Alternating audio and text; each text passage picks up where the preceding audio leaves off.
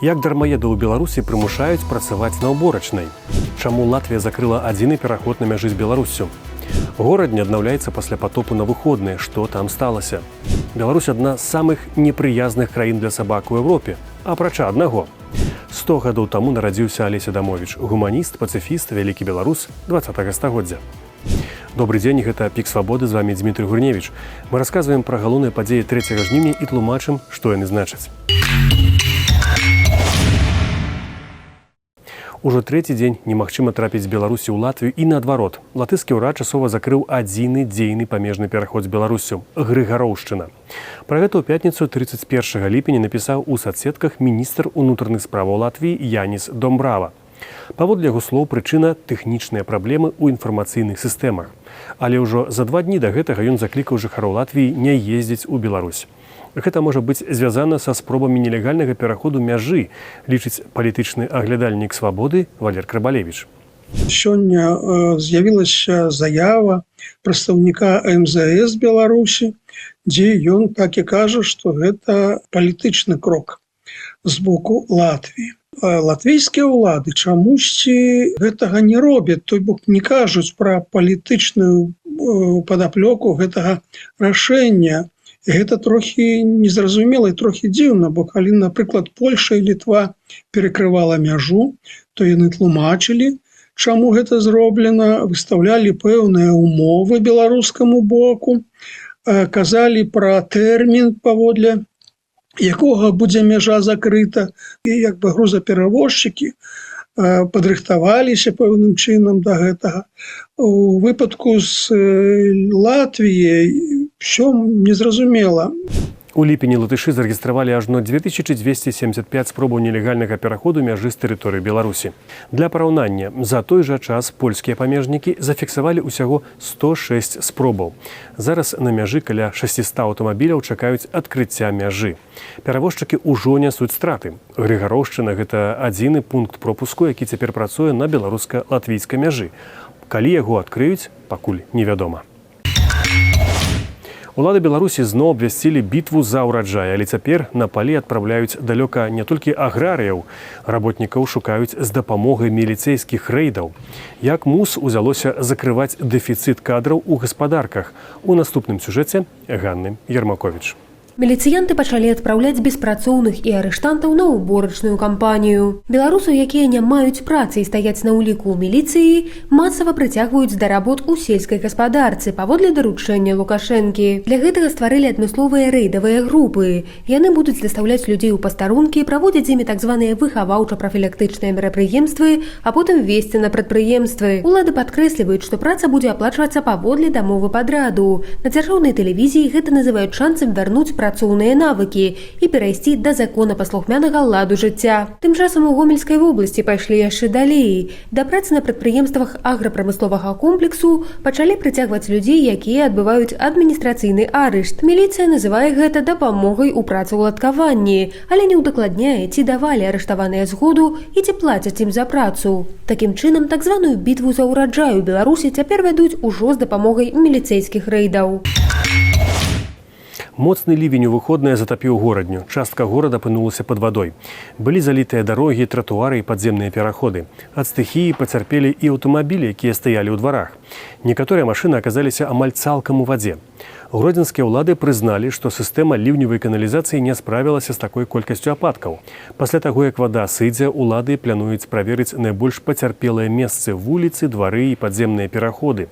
Жыхароў заклікаюць быць асцярожнымі і без неабходнасці не карыстацца асабістым транспартам. Гэты лівень яшчэ раз паказаў праблему гарадской інфраструктуры. Нават у абласным цэнтры моцная непагадзь можа паралізаваць рух і стварыць сур'ёзныя праблемы для жыхароў. Рэпрэсіі ў Беларусі не спыніліся. Яны проста сталі менш прыкметнымі.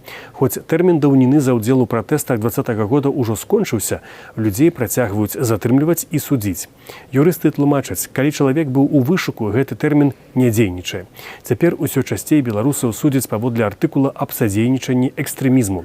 З пачатку года ў спіс экстрэмістаў унеслі ўжо больш за 400 чалавек.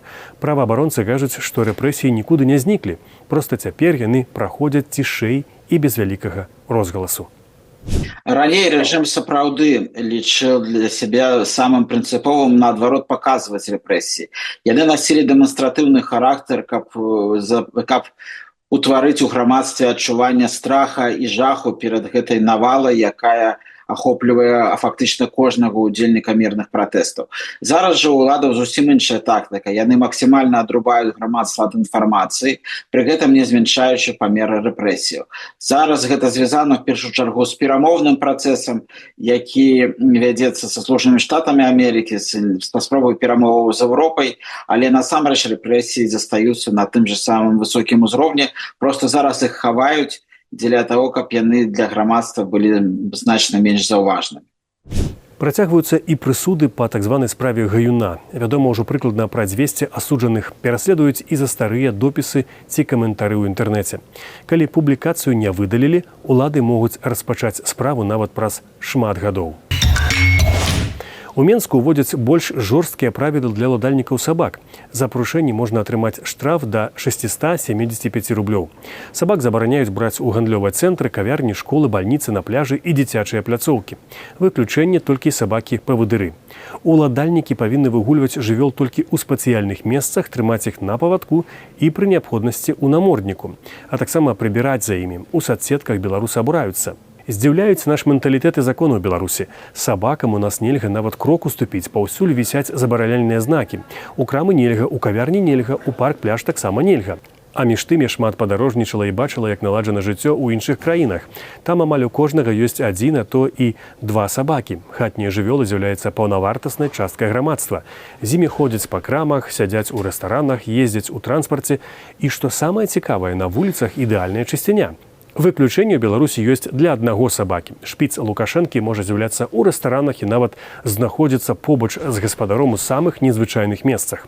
А гісторыя з сабакам, які справіў патрэбу на выбарчым участку падчас аднаго з галасаванняў, стала адным з самых абмяркоўваемых эпізодаў. Для звычайных грамадзян правілы становяцца ўсё больш жорсткімі, а для ўлады заўсёды знаходзяцца свае выключэнні. Сёння ў Менску памерла Майя Кляшторная, дачка паэта Тодара Кляшторнага, забітага ў ноч расстраляных паэтаў 30 кастрычніка 1937 году. Самой Майі тады было 4 месяцы. Першыя 5 гадоў жыцця Майя правяла разам з маці ў лягеры. Потым яшчэ 6 гадоў знаходзілася ў дзіцячым спецпрыёмніку НКВД, а пасля разам з маці яшчэ 7 гадоў была ў ссылцы ў Сібіры. У Беларусі яна вярнулася толькі ў 18 гадоў. Так яна узгадвала бацьку ў адным з інтэрв'ю «Свабодзе». У меня уявление, что, а может, мы и не расставались. Отчуваю, что параллельно с моим ідзе ягонае жыццё. И во многом я разумею, что я не могу поступить так, как гэта перечила ягоным, відаць, принципам. У канцы 80-х Майя Кляшторная стала адной з заснавальніц мартыралёгу Беларусі, які займаўся даследаваннем і ўшанаваннем памяці ахвяраў палітычных рэпрэсіяў. Пасля адкрыцця масавых пахаванняў у Курапатах Майя Кляшторная стала адной з найбольш актыўных удзельніц стварэння і захавання народнага мемарыялу. Развітанне з ёй адбудзецца 4 жніўня. 100 гадоў таму нарадзіўся Алесь Адамовіч. Пісьменнік шмат перажыў, шмат напісаў, стаў перакананым пацыфістам, адыграў важную ролю ў беларускай гісторыі другой паловы 20-го стагоддзя. Сваё апошняе інтэрв'ю па-беларуску Адамовіч даў журналісту і пісьменніку Александру Лукашуку. У 80-е гады яго фармулёўка, што такое уяўляў сабой кансерватыўны камуністычны рэжым у Беларусі, сапраўды скаланула тут усіх. Ён сказаў, это Вандея. Вандея – это провинция во Франции, якая протестовала супраць французской революции. И это раптам параўнанне, но сапраўды скаланула тады увесь Савецкі Саюз. Падчас вайны Адамовіч удзельнічаў у партызанскім руху, пасля працаваў у БДУ, Акадэміі навук, выкладаў беларускую літаратуру ў Маскоўскім дзяржаўным універсітэце. У 89 годзе яго абралі народным дэпутатам Савецкага Саюзу. Ён выступаў за перабудову, дэмакратызацыю і галоснасць. Я думаю, что Алесь Адамович самое близкое, что Беларусь калі-небудзь мела параўнанне да Вацлава Гаўла. Я не ведаю, якім бы прэзідэнтам быў Алесь Адамович, але я ведаю, што Беларусь была бы іншая. Я думаю, она будзе іншая, таму што быў Алесь Адамович. Фільм паводле сцэнару Алеся Адамовіча «Ідзі і глядзі» лічыцца адным з найлепшых фільмаў у гісторыі пра вайну. Гэта былі навіны 3 жніўня. У нас толькі правераная інфармацыя і вартая даверу каментары. З вамі быў Дмітрий Гурневіч. Сустрэнемся заўтра. Заставайцеся за свабодай.